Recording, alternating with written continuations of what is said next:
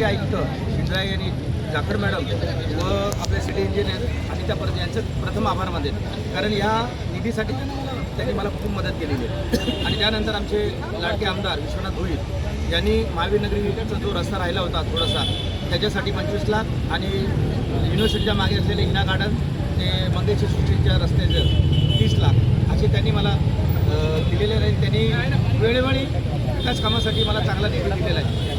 आणि महाराष्ट्राचे लाडके उपमुख्यमंत्री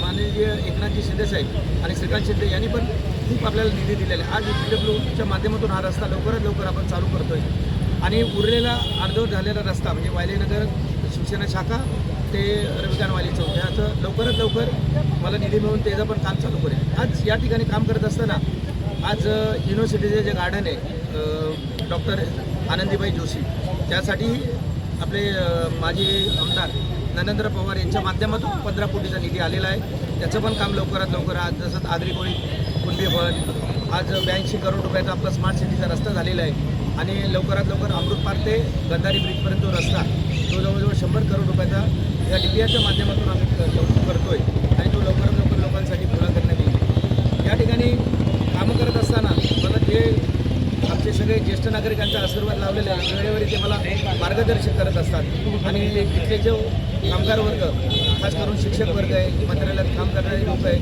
नंतर जे संबंधित डिपार्टमेंटशी आहेत या लोकांनी मला खूप वेळेवर मार्गदर्शन केलं आणि त्यांच्या माध्यमातून मला काम करता येतं आहे। त्याबद्दल मी सर्व नागरिकांचे आभार मानतो।